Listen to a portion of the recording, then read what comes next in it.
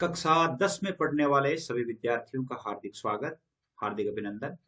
प्रिय विद्यार्थियों, आज हम पढ़ेंगे आपके इंग्लिश से संबंधित, जैसे आपकी अभी हाफ ईयरली एग्जाम आने वाली है और हाफ ईयरली एग्जाम बहुत नजदीक है।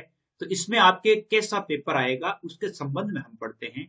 पेपर का मतलब है कि आपके एक तो पैसेज आएंगे, पैसेज निश्चित रूप से आएंगे। हम देखेंगे कि आपको पैसेज कैसे हल करना है, पैसेज करते समय आपको क्या क्या सावधानियां रखनी है, उनके बारे में निश्चित रूप से मैं आपको बताऊंगा। दूसरी बात, ग्रामर के बारे में बताऊंगा कि आपकी ग्रामर जो है उसमें जैसे मान लो डायरेक्ट इनडायरेक्ट आ गए, आपके जैसे एक्टिव पैसिव आ गया, या जैसे मान लो डाई क्वेश्चंस आ गए, या और भी जो जितने भी टॉपिक है उन टॉपिक्स के बारे में चर्चा करेंगे। मैं आपको कुछ प्रश्न है वो हल करके बताऊंगा। तो सबसे पहले अपन चलते हैं कि पैसेज को कैसे हल किया जाता है।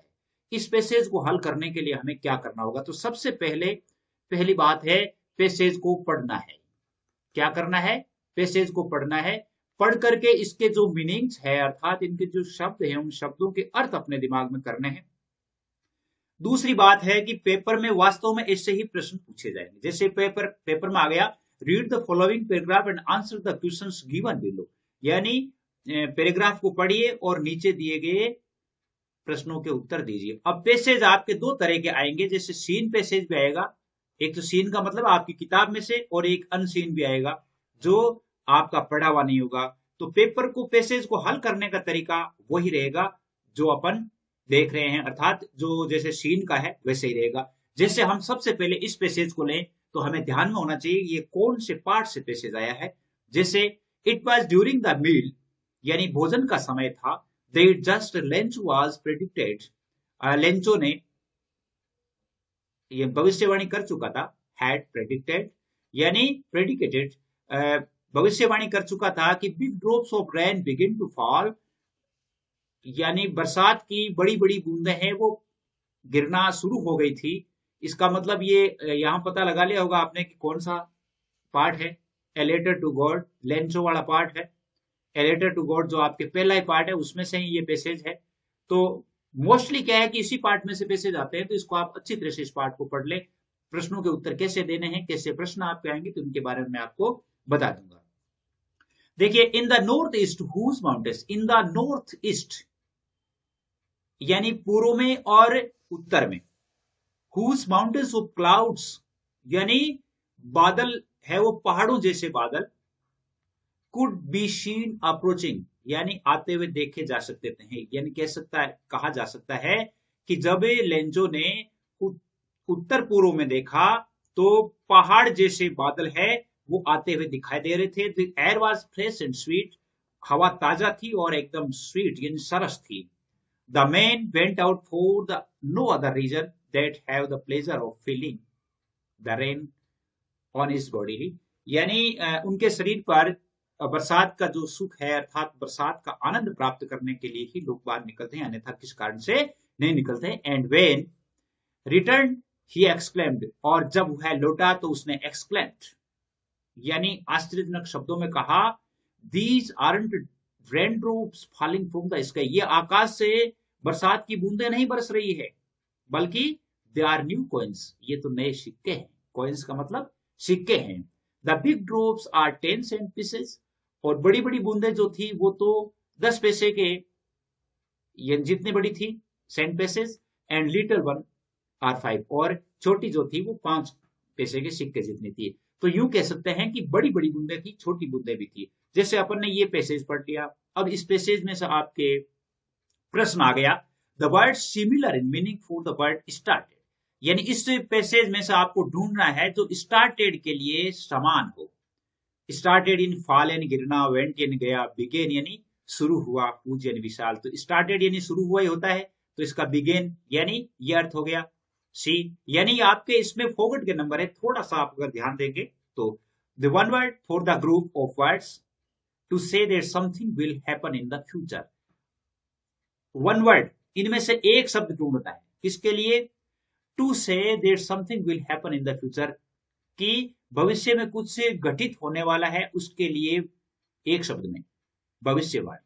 और भविष्यवाणी को क्या कहेंगे? प्रेडिक्ट कहेंगे। तो इसका उत्तर भी हो जाएगा। यानी बहुत ही सरल है, इनको यदि आप ध्यान से देखेंगे तो। देखिए here huge mountains of clouds means, यहां पर हुज माउंटेन्स ऑफ क्लाउड्स यानी बादलों के बड़े बड़े पहाड़, इससे क्या मतलब है? Very large and dark clouds, बड़े और काले बादल। Very small and white clouds, छोटे छोटे और सफेद बादल। माउंटेन्स लुक लाइक क्लाउडी, यानी माउंटेन्स यानी पर्वत है वो बादलों जैसे दिखते थे। Very large and dark mountains, बड़े और काले काले पर्वत, इनमें से कौन सा है? हुज माउंटेन्स ऑफ क्लाउड्स का मतलब है very large and dark clouds, यानी काले काले बादल, बड़े बड़े और काले काले बादल, इसका अर्थ है ए इसमें हो गया। बहुत ही सरल है। अब जैसे मान लो आपके प्रश्न आ जाता है, read the passage carefully and answer the following questions 10 to 20 words, यानी 10 से 20 शब्दों में उत्तर देना। To whom did Lencho write the letter? To whom किसको, did Lencho write the letter Lencho ने पत्र किसको लिखा? अब देखिए सीधा सा इसका उत्तर, एक तो ये टू whom आया हुआ है, WH वर्ड जहां भी होते हैं जैसे व्हाट है, वाई है, हु है, वेन है, इनमें से कोई भी WH वर्ड जितने भी है तो वो वापस नहीं लिखे जाते हैं, उत्तर लिखते, इसमें ये ध्यान रखना। जस्ट इसके बाद साई क्रिया होती है, साई क्रिया से नहीं, उसके बाद सब्जेक्ट होता है, यहां से शुरू करना है। अब ये पास्ट इंडेफिनिट में है, कौन से टेंस में? ये पास्ट इंडेफिनिट में जिसकी साई क्रिया डिड होती है। तो आपको उत्तर भी किस में देना है, कौन से टेंस में देना है? पास्ट इंडेफिनिट में देना है। ये ध्यान रखना कि जिस टेंस में उत्तर होता है, प्रश्न होता है, उसी टेंस में आपको उत्तर देना है, ये अवश्य ही ध्यान रखना है। To whom did Lencho write the letter. अब जैसे मान लो जब हम उत्तर देंगे तो वाक्य साधारण होगा, और साधारण वाक्य में यदि मान लो पास्ट इंडेफिनिट में साधारण वाक्य क्या नहीं में डिड का प्रयोग नहीं होता है, और वर्ब की सेकंड फॉर्म आती है, तो राइट की सेकंड फॉर्म आ जाएगी, रोट हो जाएगा। तो ये हो जाएगा Lencho wrote the letter to God, यानी लेंचो, इसमें हो जाएगा Lencho wrote the letter to God, बस सीधा हो गया। Where did he go to mail the letter? ये भी किसमें है? पास्ट इंडेफिनिट में ही है, देख लो पास्ट इंडेफिनिट में ही है। Where did he go to mail the letter, यानी वह पत्र को मेल करने के लिए या पत्र को प्रेषित करने के लिए कहां गया? Where did he go, where का मतलब स्थान है, और वो कहां गया था? पोस्ट ऑफिस गया था। कहां गया था? पोस्ट ऑफिस गया था। तो हम कैसे लिखेंगे? ये भी डिड में ही है, पास्ट इंडेफिनिट में ही है, तो ही वेंट हो जाएगा, he went to post office to mail the letter, सीधा सा है। He went to the post office लिख दो, टू पोस्ट ऑफिस लिख दो, to the post office to mail the letter, सीधा सा है कि नहीं है? ऐसे आ गया। अब जैसे मान लो इस प्रकार का प्रश्न आ सकता है, इस प्रकार का प्रश्न आया कि find the objects for which the following metaphors यानी are used and write them before in the blanks. इस प्रकार के प्रश्न आ सकते हैं कि find out the objects for which, इनमें से ये जो आपका पैसेज है, इस पैसेज में से ऐसे शब्द ढूंढिए जिनके लिए इनका प्रयोग हुआ है। हुज माउंटेन्स किसके साथ हुआ? क्लाउड्स के लिए हुआ है। किसके लिए हुआ है? क्लाउड्स के लिए हुआ है। न्यू कॉइन्स किसके लिए हुआ है? रेन ड्रॉप्स के लिए हुआ है, बरसात की जो बूंदे हैं उनके लिए हुआ है, तो सीधा सा है।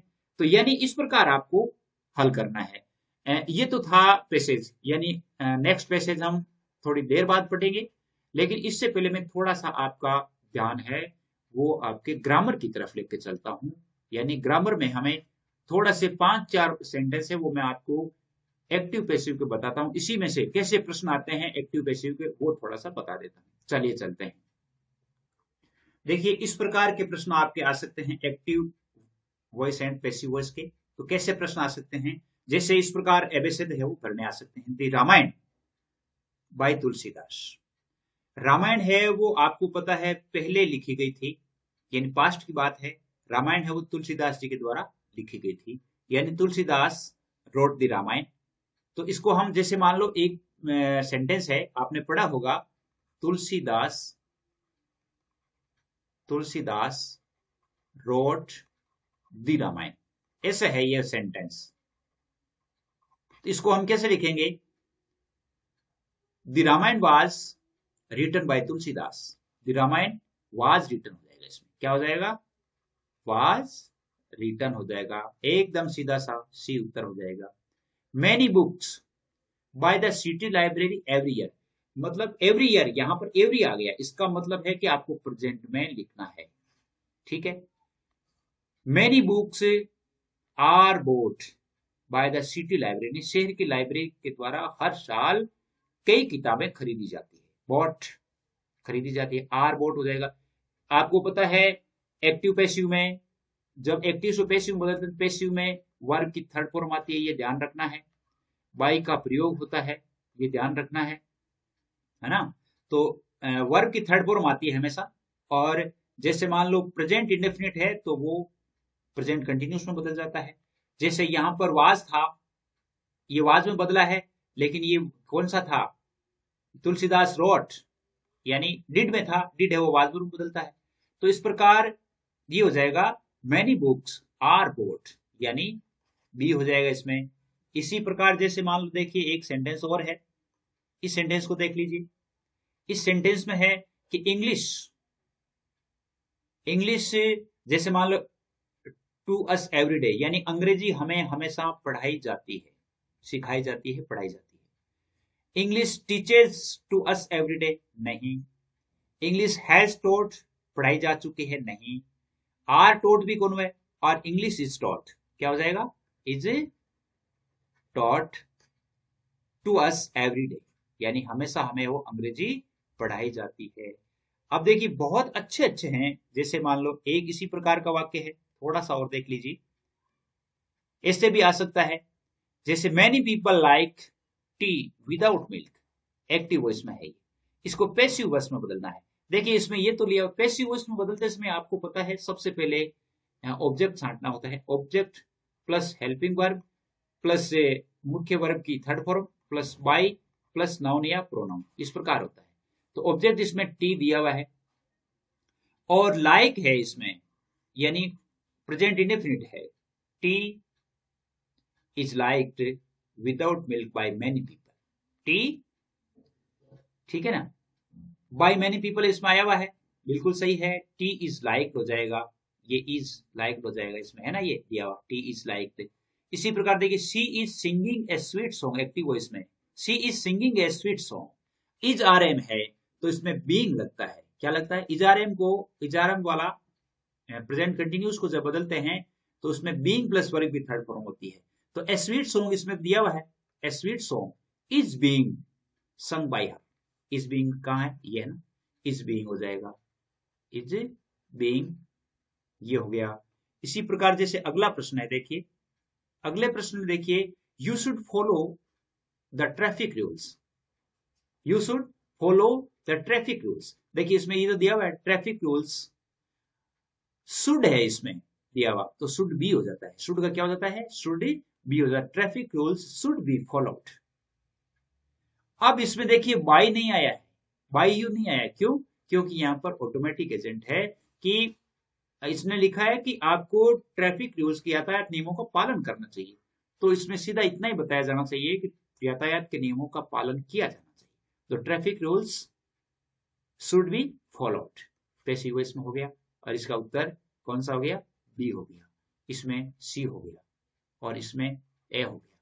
तो इस प्रकार हमें पैसिव वॉइस, एक्टिव पैसिव का यदि आपने नहीं पढ़ा है तो एक्टिव पैसिव का अलग से वीडियो बनाया हुआ है, जिसमें प्रत्येक टॉपिक अच्छी तरह से समझाया गया है, तो आप वहां से देख सकते हैं। अंग्रेजी का पेपर हम जल्दी ही पूरा एक पेपर हल करेंगे, आज ये पेपर का आधा भाग हमने हल किया है, तो आप समझ गए होंगे। पैसेज आपको हल करना आना जरूरी है, पैसेज में आपको 4-5 पैसेज जब तक आप कर लेंगे तब तक मैं आपको हल करवा दूंगा। आपके लिए व्हाट्सएप ग्रुप बनाए गए हैं जो 9610208295 इन पर बनाए गए हैं, और यहाँ पर आप आराम से ऐड हो सकते हैं। 10th क्लास के बॉयज और गर्ल्स के लिए अलग अलग है, तो आप अपना नाम अवश्य लिख करके भेजें, क्लास लिख करके। आज के लिए बस इतना ही, जय हिंद जय भारत।